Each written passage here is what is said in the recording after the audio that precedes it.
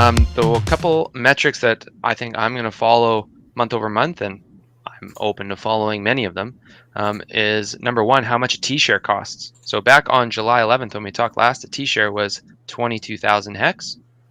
And guess what? Hex is still working. However many days, we're probably close to day 1,000. Day 973. There you go. So T-share rate is increasing as expected.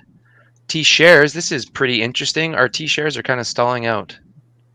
July 11th, there were 10,427,000 T-shares out there that people owned, paying them hex every single day. Today, 10,433,000. So pretty darn similar. We saw a couple days here where there was a ton of T-shares minted. So people depositing their hex, or technically burning their hex in the contract to create their own T-shares, their portion of the pie that's paying them yield, trustless yield, where you get to hold your keys every single day. So people taking advantage of the low hex price, in my opinion, to gain and accrue some T-shares. Yeah. Next one, average stake length is, I think, the last one that I have written down that I really like to watch. And the average stake length is, again, also kind of staying flat. On July 11th, it was 6.56 years. That's still crazy. And about 3 weeks later, there's 6.52 years. So not huge moves going on here, but it has been kind of like noticeably just like slowly dropping over time. We've been watching this, and I'm ready to see this flatten out and start going back up soon as we start to really turn around. Yeah. And I think that's my last little recap before we move into macros and markets. We can probably spend 5 minutes macros and markets, and then we'll spend 5 minutes on the health and fitness topic. I'll be quick. We'll be quick. Yeah, we shall be quick. Let's pull up the Dixie that I have up here real quick. Alrighty. Super fast this one. So Powell came on to talk about a 75 basis point rate hike again, right? That was kind of understood that was going to be the case, and that's what they decided on. The one key takeaway from this meeting, guys, if you watched it, was that they said one key item, and that gave the markets and the bond market everything they needed to know. The bond market's already been pricing this in, but what he said was that they're no longer on cruise control for rate hikes, which is what the market was expecting. Like, they're just going to keep raising. They don't care really what the data does. They're just trying to get inflation down. Now, moving forward, they are going to be data-driven. That key phrase in line was everything people needed to see and hear to think, okay, moving forward, they're going to be data-driven. And guess what? The data is terrible. Everything outside of like the labor market, which is a lagging indicator in recession, people forget, labor market in terms of unemployment claims are always in a good spot, give or take, when a recession starts or is midway, and then they get worse and worse towards the end of it. But the point is once the markets got word from Powell at that meeting that they're going to be data-driven moving forward, it was risk on all day. And then you saw that the Dixie here on the daily, right when that market meeting happened right here, look at this, boom. Things just rallied the whole week last week, right? Just rallied the whole week. This Dixie coming down. We saw Bitcoin rally. We saw risk on assets, tech, and crypto go up. Do I think Hex had, any like connection to all this? No, honestly, I do think Hex is going to decorrelate here pretty soon. It's going to be freaking fantastic. I think we're already seeing aspects of that. I do think Hex has seen a bottom at 0.028. I don't think it's going to go below that, regardless of what happens geopolitically. There's just too much from onboarding and the social aspect growing, and we're too close to PulseChain. I do think Hex is not going to go lower. But outside of that, we saw this big pullback over the past 5 to 6 days from the Dixie, showing that the markets thought that was going to be the case. And they're basically calling Powell's bluff. They're basically saying, listen, the data is going to be terrible. You can't keep increasing. You can't keep doing it. There's no way you're going to keep doing it. And the bond market is also pricing that in too. So things to keep an eye out for. It'll be really interesting to see what happens here over the next few months, because I think we called that August was going to be the last rate hike. How did you end up in the crypto? So Rockstar, turned entrepreneur, goes into crypto. How did that happen? Yeah, my CTO at the time was like, he came in my office and he was like, bro, did you see, Bitcoin's at whatever it was, like $1,000 or something. And I can't remember. And I was like, oh, whatever. I'll buy some, and I went in and dude, honestly kind of forgot, you know what I mean? Back in those days, it was like, if you weren't all in, you were not really in, and so anyway, yeah, man, bought some Bitcoin, wrote it up to about 58, something like that. Like, I forgot about it for a long time and then saw it and then just held on, diamond handed it and happened to sell near the top. And so, or whatever it was. Or no, it was the first top, but whatever it was, I can't remember, dude. It's been so long, but bought some Bitcoin, sold some Bitcoin, turned me on to cryptocurrency whenever I was like, yo, this pays for motorcycles and like, this is dope. And so, I bought some of my house with the profits and it was really life-changing that idea that there was this thing that I made an investment in it had gone up that fast, and like I got lucky. I'm not some fancy chart master, no little mini RH over here, nothing, but like I just got lucky, man. And it was probably the greatest thing that could have happened to me because I realized the importance of it at that point. And so then I just chilled for a long time, dude.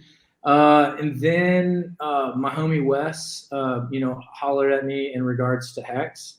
And then I was like, I was just all in, man, So once I did my research, I was like, this is unreal. And it's crazy. Here's the nuts part is that I did not know about Wes had told me about Richard Hart, or I'm sorry, about Hex and about the staking and staking ladders and this, that, and the other. But he never told me about Richard Hart, and I actually found out about Richard through, I'm a watch enthusiast, and I found out about Richard through him doing a stream with Nico, and that's because I'm not some, like I said, some Hex OG dude or whatever, but yeah, man, it was I was like, who the hell is this dude with the freaking throne and like. He's just spitting facts. Like, I can't deny this. Like, I want, like I can't, it's just truth. And then I was like, yo, this dude is the truth. And then at one point, yeah, somebody said, does anybody, how did it happen? Something about corn.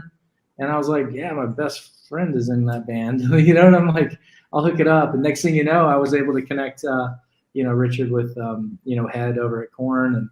And now he's I'm getting him connected a couple other places through a couple clients, but we'll talk about that later. But that's my story, man. I basically jumped in Bitcoin, kind of forgot about it, and then realized I had it, and then sold a decent, pretty much all of it, and then and I was like, all right, cool. And then I found out about Hex after, I had some real shitty situations, man, where you buy a coin, think it's gonna go up, goes down, whatever. Like we've all been there, man. Come on. And so it was a breath of fresh air to find out about Hex and be like, holy shit, this is that easy? Like, there's no way. Like literally, like, am I just the dumbest guy in the room? But like, I like to put things in a dumb way. But I tell my friends this, I'm like, yo, this dude Richard and his homies basically said, hey, computer, we're going to put a bunch of money in you, but we want you to take that and do this to it and make a lot of it. and when I tell my friends that, then they're like, oh, I get it. And then you start to actually, like, more in an educational way, tell them about staking. You know what I mean? It's pretty rad. So what was, so when you were doing your research, what was the aha that just made you go, holy shit, this is the thing, man. This is it. Dude, it was the big pee-pee. That was it. I'm just kidding. Okay. No, it was the aha for me was the compounding interest and just the general idea of realizing, oh my God, like, what helped me, and this is a major kudos to those guys. I don't know who's building all these different sites, for people to like plan out Hex staking ladders. I think it was like I want to say Crypto Coffee has put it up a couple times. I've seen it on his videos. Anyway, that was a big game changer for me to visually see my money and to control my finances right there. And and in a conservative fashion or not, however you see fit. You can like click and drag and mess around with all your stakes and whatnot. I can't remember the freaking website it was, but when I could see it in a visual way, it kind of clicked, man, for me. I've gotten lucky. I might be smart deep down, but and somewhere, I don't know, but I've just kind of gotten lucky, bro, and I'm easily impressed. So. But with Hex, it was like Hex is just kind of dummy proof. Like you don't have to be smart to know that it works. So statistics are very manipulatable, manipulatable. So that's why when people say shit like trust the science and they try and present data, and you're like, bro, you need to be very like, unless you actually have a high level education in statistics, which I happen to, it's very dangerous to present statistics and to draw conclusions from them because of how easy it is to be manipulated. For context for everyone else, I was actually just saying to Day 43 and Sammy, saying, because I'm a busy guy, I don't have a lot of time to watch all content and try and find the critical elements out of these long streams that people tend to do. That obviously people enjoy themselves, that's great, but I don't have time to listen to like 4-hour streams where it's focused the entire time. And so I was saying, we really need someone who does like a weekly wrap up that's just the most critical shit. And they said someone is already doing it. So guys, if you like me care about efficiency in your content absorption, or whatever you call it, when you take in content, go and subscribe to, she's almost got 2K subscribers already, which is just under what I had on my YouTube channel before that shit was rugged out from underneath me. And I love the name of this, Cuatro Cinco News. What an awesome title. You know how I mentioned that I had a friend that I've got 2 friends that work at Google, right? The one that I've mainly been in contact with about my channel ban, I remember he came back to Perth. So he was working at Google San Francisco, and he came back to Perth. Actually, maybe I'm dropping a little bit too much information for Google to be able to like narrow down who this is. Anyway, ignore everything I just said. And so anyway, he came with like a prototype phone. You know how you can unlock your phone using like a pattern? He came back to Perth and showed me a phone before that was a thing. So he had like basically this prototype phone because he worked in the department that was dealing with like, I think he was dealing, oh, actually I shouldn't say that. That's going to narrow it down even more. So anyway, he showed me that pattern shit before it was even on phones. And I actually asked him flat out that night. We were at a place in the city and I said, dude, how likely is it, or do you recognize that there is a threat of this company being too monopolistic, too like, this whole like data shit, like all the things that people back then were only just starting to get concerned about it. It wasn't like a really massive deal. And I grilled him on it. And he said to me, he was like, if that ever happened, everyone that works at Google would just walk the fuck out. Like, so basically impressing onto me that the ethics of the individual workers at Google was so high that they would never allow that to happen. Now look where the fuck we're at. Now look at where the fuck we're at. And I'm not I'm not criticizing him and saying he's being unethical, but we're in a bad place, like in terms of privacy. So maybe what he said has actually happened, but not like a mass walkout. Maybe it's more on an individual basis. Yes. Like people who don't believe in that shit have walked away. Yes. But what happens then? They've got an ability to then fill that position with someone who maybe doesn't have that same ethos. That same. That's a good point.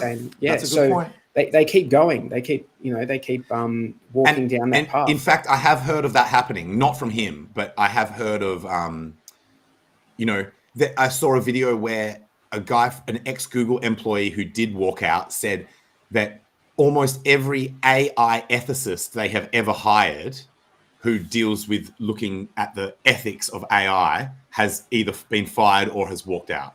So, and that's just one example of one department. So you're absolutely right, man. Dude, that's scary. Hearing that is scary.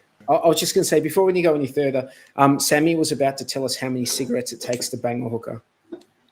I wanted to tell you something Richard Hart said in that conversation, but right, so 10.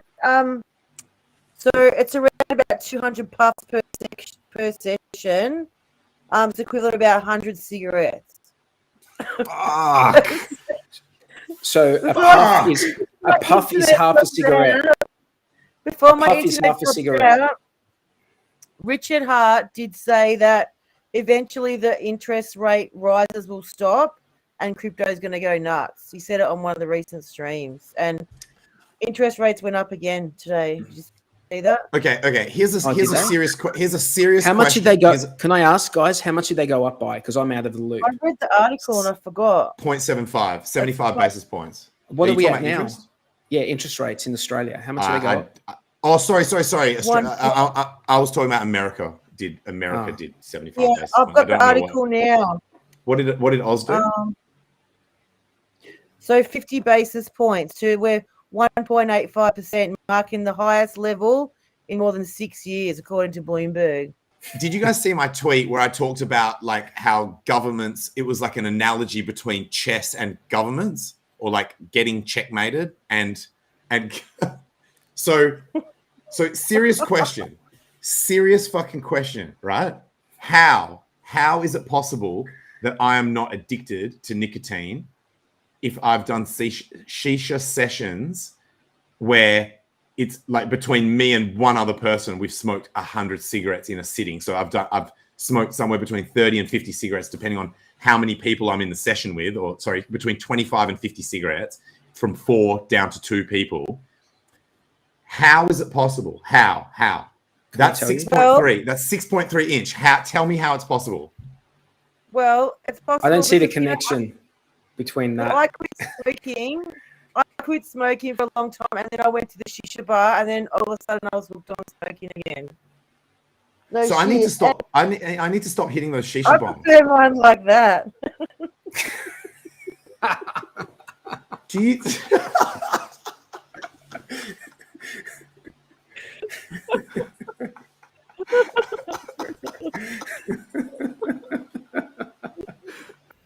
So rule number 1, don't invest what you can't afford to lose. It's very important. Got it. Go all in. Anything else? Also, contrary to popular opinion, I'm not a fan of dollar cost averaging. What the? Why not? not all in and not like explain this to us, please. You have to make some effort and try to time a bottom. and accumulate all your fear and whack it in one go. Whack it in one go or one go? One go.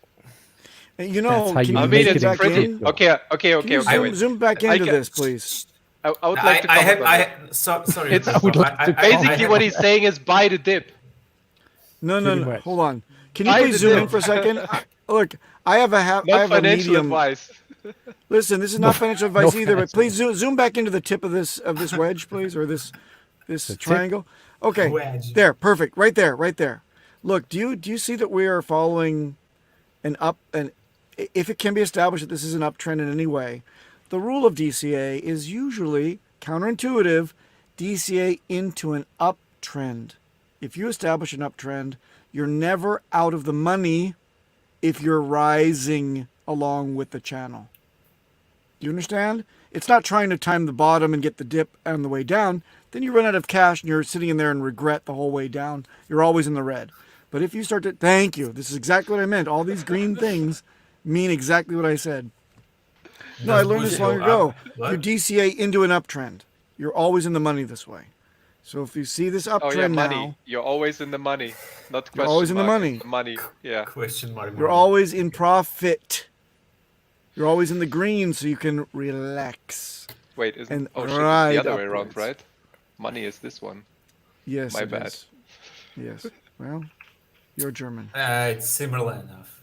Wait, I want to check that. My most successful purchases DCA were on red weekly candles. buying the bottom. Yeah. What? So you bought here, you bought here, you bought here, you bought and here, you're down, you bought here. You're lost. Yeah. Now you're in the money. Now you're lost. You see what I'm saying?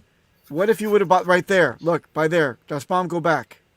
Go back up. I'm so glad that we're not giving financial advice here, because that would be horrible advice. We are not giving financial advice. We're doing a thought experiment. Take a look at the upper left above that big drop. Had you been DCAing on every red candle with a lower or the higher low, that is potentially a good idea to do. But then the bottom drops out, and now you start to know what the higher low is. Look at it. It's a trailing indicator. You establish 2 of them, and then it's a trend, right? And then you begin on the third if you decide to do that. It's worked out well for me. I wouldn't suggest it to anybody else. How's that? But you had 5 weeks to buy the 3-cent bottom. Yes. And now it's at 4.5. All right. On a double. We are on a double. Almost on a double. Yeah. So somebody sold it on a double then. Yeah. Somebody 10 million strong obviously sold it on a double. Yes. You can buy hex at super hex at the top and still be okay. I don't have the full price chart, but super hex. You buy. Yep. There you go. Okay. That's my point. That's Okay. right. Yeah. I just couldn't word Can't it go wrong. as We all agree you buy If- hex finished. Yes. If it has product market fit and there is a good community and there is a I could really community go working for some on it, product market and figs there right is now. still things being built on it in the bear market, and if there is a founder who is still active, and if there is advertisement for it, and all the other good stuff. And remember rule 1: you don't play with your house money. You don't take on a loan. That's not the rule. You invest in crypto. Not your what keys, you, not your what you technically can afford to lose. Now it would suck to lose it. Technically, nobody can afford to lose anything. But like, if you can't pay your rent because all your money is in crypto, then you're doing it wrong. That's right. Then you are homeless and connect to someone's Wi-Fi, like free Wi-Fi. Yes, and even if you are the super Hexican who only buys Hex and is not dabbling in any shitcoin, but still you can get your shit taken. You can get hacked, and then what? If you're depending on your Hex bag and you can't pay the rent, that's just a hardware not wallet. what you do. It's supposed to be some extra money on the side, please. And rule number 2, just like DJ Cryptomatic does, don't play with anybody else, play with yourself. I'd like to know a little bit more of how this works, that you can invest in films, get tax deduction, and you personally have not paid income tax in some time. Yeah, I'll start with what gets me excited about it. And I think Jeff has been doing it for a little bit longer than I have, and so I think he has just a little bit more richer perspective. But what actually got me really hooked on the value proposition of movie investing, and Jeff and I's partnership started with me just kind of being the lead investor in our projects. The way that the tax law works is that any investment in a film production company, the year that the film goes into production and incurs expenses, can pass down to the investors as basically a loss against their both ordinary income and their capital gains income. And so I was, in crypto at the time. And then when you have these like kind of windfalls, you're like always in the back of your head, like, dreading the end of the year and then sending that huge check to the IRS. And so it seemed to me like it's such a huge win-win-win where you're like, okay, I put my money towards this project that I think is going to, be a really cool asset. You're going to see it on the screen. People are going to enjoy it. You get to write it off your taxes and not pay the government if you don't want to. And then you get to basically defer the gains to a future year. And then if you make another movie, you can kind of do it again if you have a team that's able to make movies quick enough. So that's what gets me really excited. But I come from the world of finance, I think, as you know, and I think you do too, Kinetics.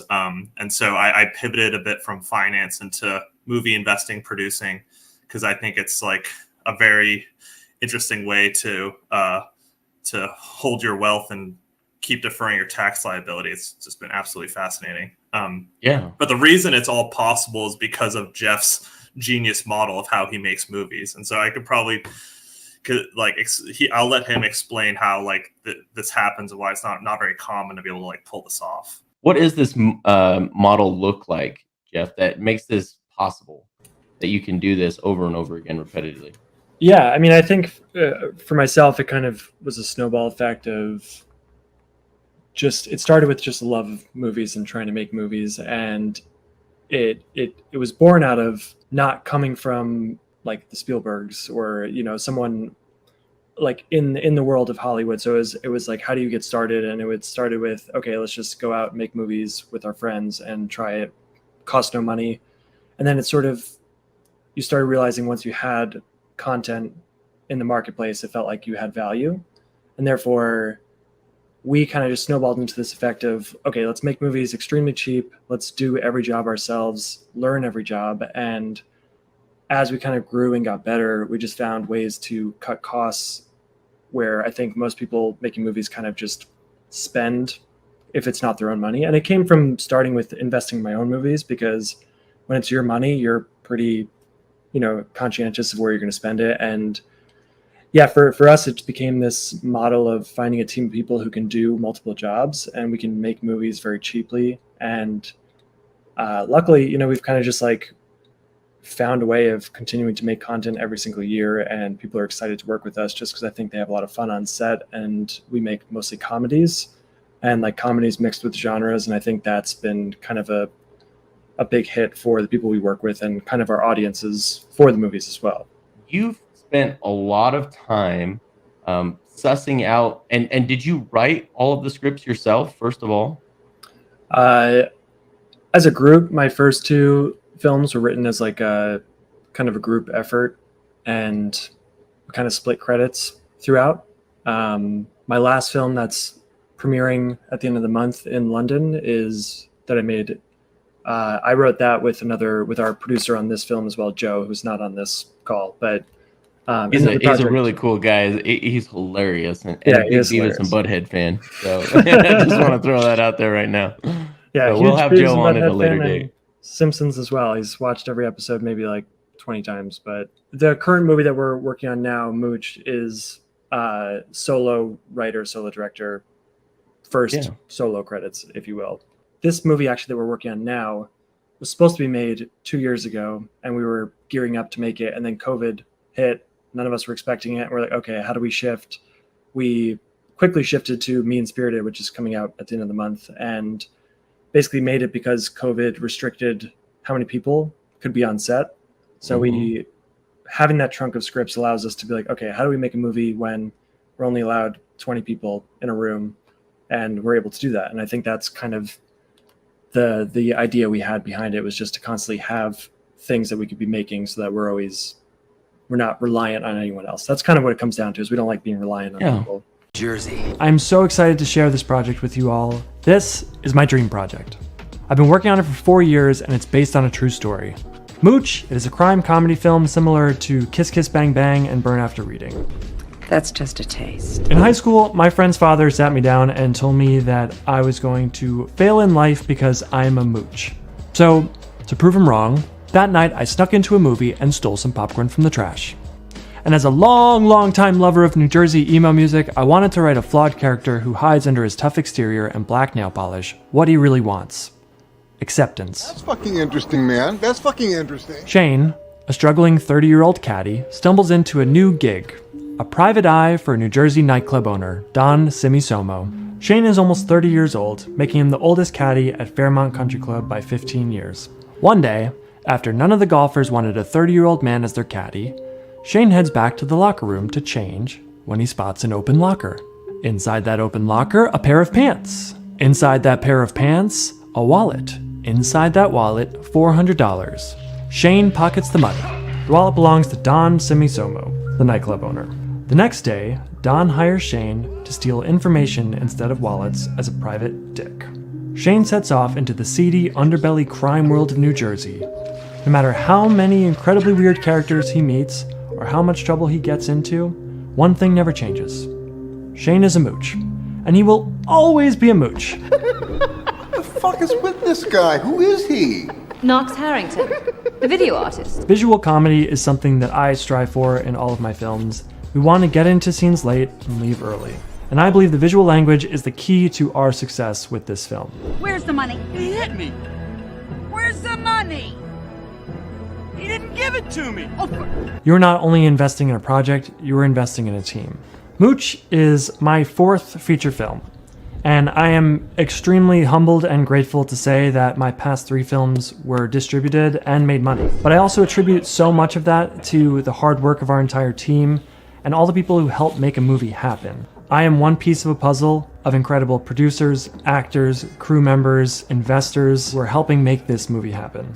We know that every dollar matters, and that is why we strive to put every dollar on screen. Through years of working and hustling and grinding out very difficult years of filmmaking, we have secured some incredible partnerships. Our company is choosing to donate $60,000 worth of equipment, plus $40,000 worth of post-production services, taking off $100,000 of the entire budget. Together, these sponsorships help your dollar go further. I can truly say with confidence that after distributing and creating 3 films, you should join our team. This is a rare opportunity, and I think this is going to be a special project. Thank you so much for taking the time to consider joining our team. We will see you on set.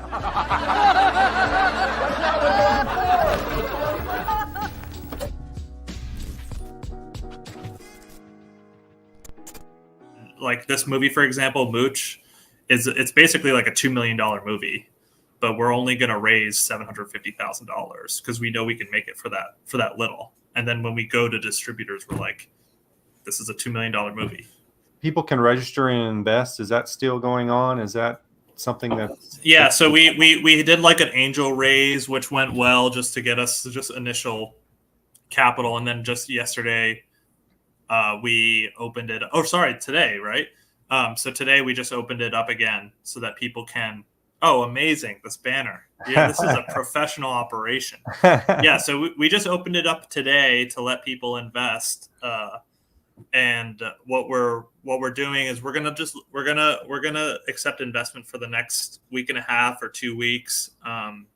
We have private investors that are interested as well, and so we have people wiring money in. We have people invest in crypto. Just we're trying to be flexible with how people want to invest. And so yeah, that link below allows people to register their investment and then send crypto if they want to, stablecoin particularly. But some cool perks is if you invest at least $5,000, we'll give you a cool tax loss benefit.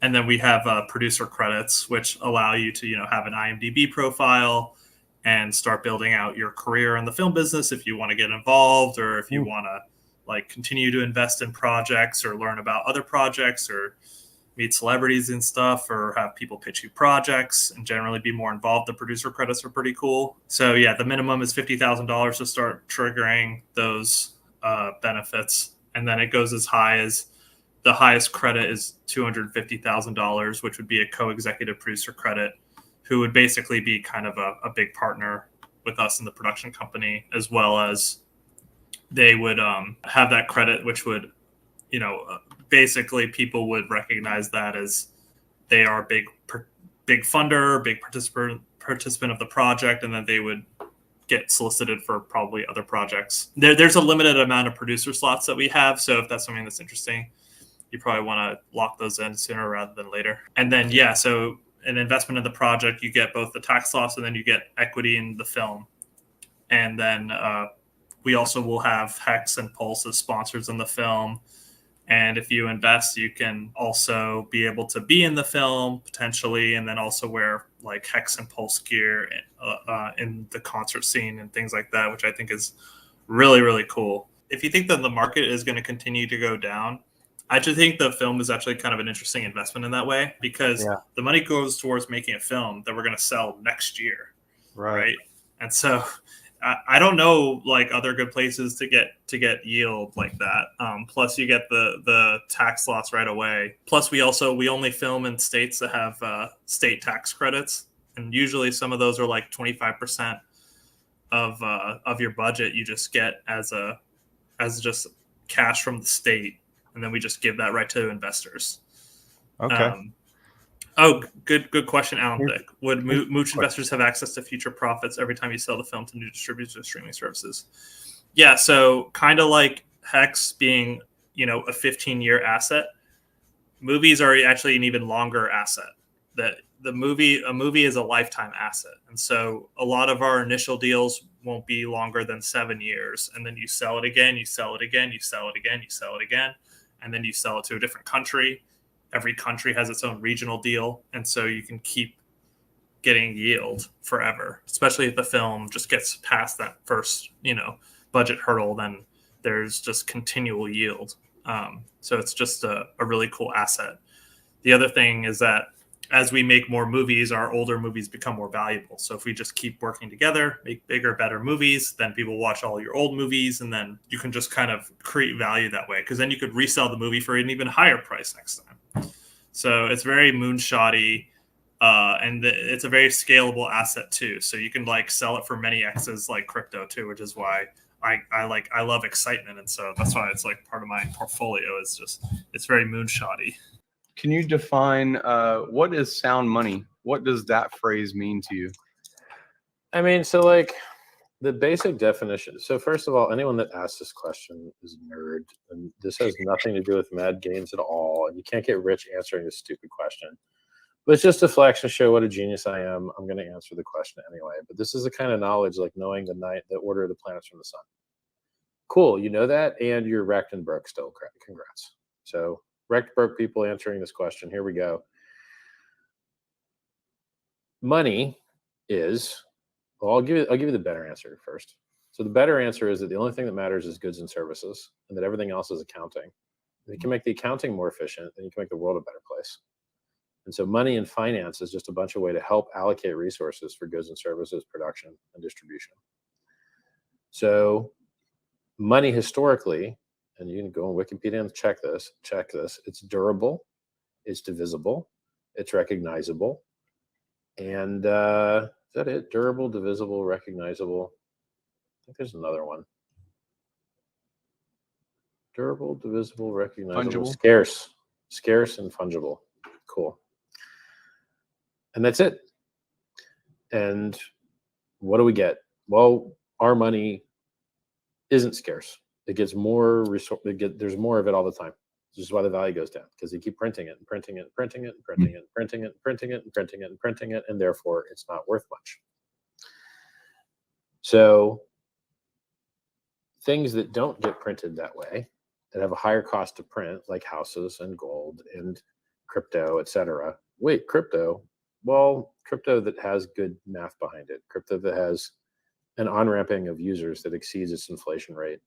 Bitcoin actually used to go up higher in value when its prices were lower, and when the inflation was way higher, because it was the ratio of on-ramping new users to the ratio of minting new coins was better back then.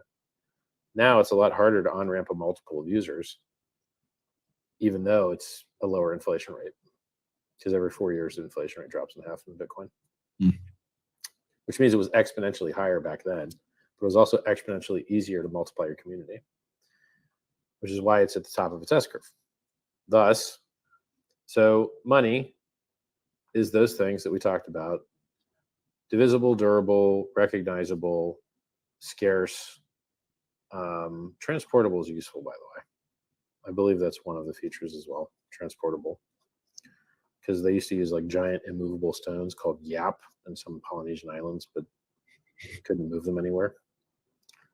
At least that's, I think, what they were called. No, they're called rye stones, REI stones, not yap. Different. Maybe yap was like seashells or something. So that's the answer to what money is. And then he said sound money. And so it's all that same crap I just said, except you're not getting beat up by some guy that's printing it all the time, and therefore its inflation rate should be lower. And then really the real nerds are going to say inflation is price, and what you're talking about is monetary unit expansion, like actually minting more of the actual currency. It's called monetary expansion, not inflation. So real nerds are going to tell you inflation is price side and money supply is monetary expansion. So there's other stuff that you can't make money on. Enjoy. Look how smart we are. Buy the right ticker. You can make money on that. Yeah. Can you talk a little bit about being a Richard Hart maxi? I mean, I always bring the classic, Thanos gauntlet of the Richard Hart. There you go. Nice, stuff. So could you talk a little bit about like being a Richard Hart maxi versus like, because like sorry we've entered for all you guys watching at home, all you crybaby people. I didn't curse, did I? but you're still going to cry about that even because the imagery was too spicy for you. All you cowards at home. Oh, we fought in World War II, but we can't handle cursing. Like, you shot a bunch of people in the head, but you can't handle cursing. You just don't get it at all. I'm a fan of cursing. So, like, the stuff that I make is good, and the stuff that other people make sucks. And I wish there was a more nuanced, less biased way to put that, but I'm not sure there is. Like, why does Hex have 100% flawless operation and uptime for years, and everything else is just down and broken all the time? I guess everyone else just sucks, and we're awesome. I guess that's why. And, you know, it's weird that the world is that way, you know? Like, I wish that more people were good at what they did, but they're not, you know? Don't know why. Like, and so I just, whenever someone goes into some other thing that I didn't design, I'm so used to watching it go to zero that I'm just tired of seeing it. Like, I don't want to promote. The number of things that I promote is like, Ethereum's good, Hex is amazing, and then all the other stuff I'm making is just super well designed, really great stuff. You got, like, you can only, where am I going? I can send you to Tornado Cash for anonymity. I can't send you to Monero because then no one accepts it. And actually, it wasn't anonymous if you'd used it within an hour of when you received it for quite a long time. Oops. And they had an inflation bug one time. And their founder's in jail now.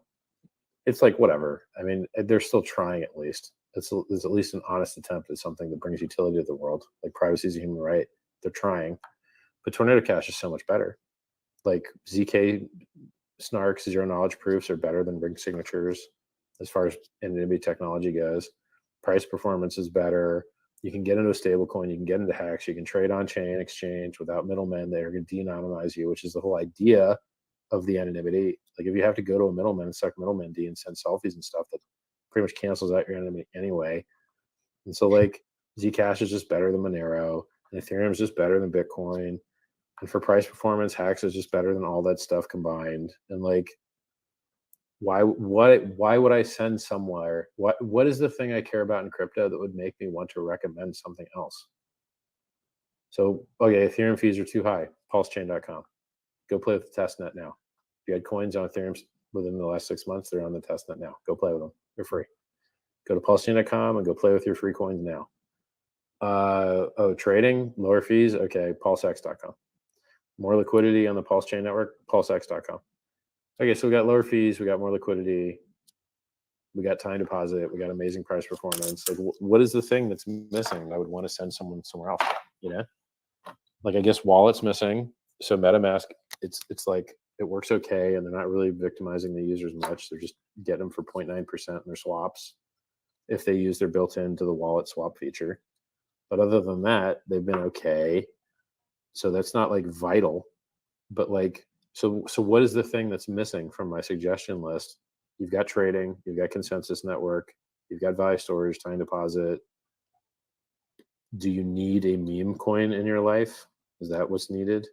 I mean, we've even got Hex shares tradable through Hedron. Like, there's other like layer 2 stuff in Hex as well if you want to use it. And at least the founder was honest and was given away for free, and like, and it's had audits, and it was written well. So, like, I just don't see any reason to suggest people higher risk, suckier stuff. And so I'm just kind of emergently a Richard Hart Maxi myself, except I do suggest Ethereum to people still. I do suggest Tornado Cash. I didn't invent either of those projects. I don't see the reason to suggest anything else. Like, why would I ever have someone use Bitcoin? It's slower, more expensive, buggier, no anonymity. Why would anyone use that? That's true. You get so much pushback because you used to be such a position of Bitcoin or nothing. Yeah, well, and then used to suck, and then it changed. stopped sucking. You're like, okay, well, they won. Like, that's it. Bitcoin had a chance to unsuck itself, and they just chose not to, and now it's old tech. It's time to get everyone out of it into better stuff.